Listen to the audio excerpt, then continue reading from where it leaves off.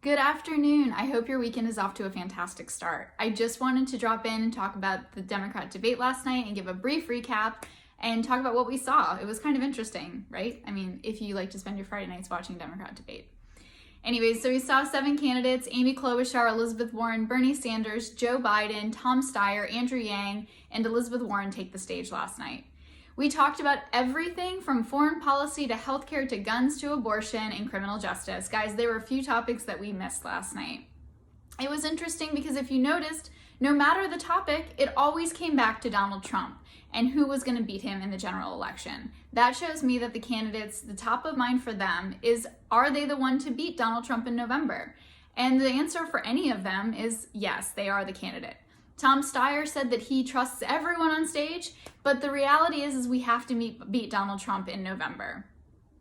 Meanwhile, Amy Klobuchar had a strong showing, as did Mayor Pete Buttigieg, who's showing that he can be the nominee, and he's working extremely hard, trying to build on the momentum that he may have received from Iowa. Now, if we remember, the Associated Press said they cannot declare a winner. However, that has not stopped Pete Buttigieg or Bernie Sanders from declaring victory.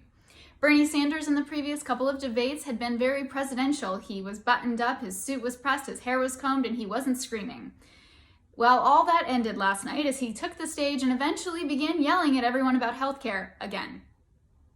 Elizabeth Warren reminded us the importance of childcare for every child in this country and that student loan eradication was very much on top of her mind. She promised us that day one she would look into helping healthcare and fixing the problem. Joe Biden came out, he had drunk plenty of Red Bull, he had his wings and was wide awake for the entire debate. It was impressive to see him find his stride and actually have some ground underneath of him to remind us why he was vice president and he did spend an exorbitant amount of time in elected office. If you've been keeping score and marking your calendar, his first time being elected to office was 1972. 1972, you guys, it is 2020. He has been in office that long in some form or fashion. Mayor Pete Buttigieg said that he didn't necessarily need the experience of Washington elites or elected officials. He was the guy that could come in and bring America into new problems, citing China, citing cybersecurity, among others. Andrew Yang reminded us again he does not have a tie collection and that we could, if he is elected, receive $1,000 a month under his plan. He also talked about how that swing states in the past, such as Ohio, were running red and that was going to be a problem for us in the general election. Again, he said that he probably could beat Donald Trump. It's been interesting watching all of these candidates emerge. Elizabeth Warren beat a new drum last night, telling us that she was the unifying candidate, that the importance in the general election past the primary was to bring in the moderate Republicans, the independent electorate, as well as the Latin and African American voters. She said she's the one that can get it done. All the other candidates also agreed they too could get it done.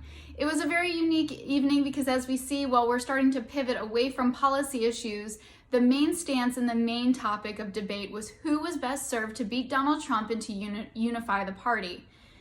A majority of them, with the exception of Bernie Sanders, actually agreed that Bernie Sanders could not unify the party because he was a self-proclaimed democratic socialist.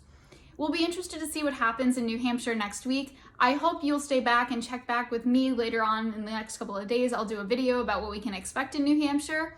And hopefully, unlike Iowa, we will have some serious results. Nevertheless, I'm curious, who did you think won last night? Are you still vying for Mayor Pete Buttigieg, or do you think Amy Klobuchar was able to shine on her own, that she'll have a very strong showing in New Hampshire?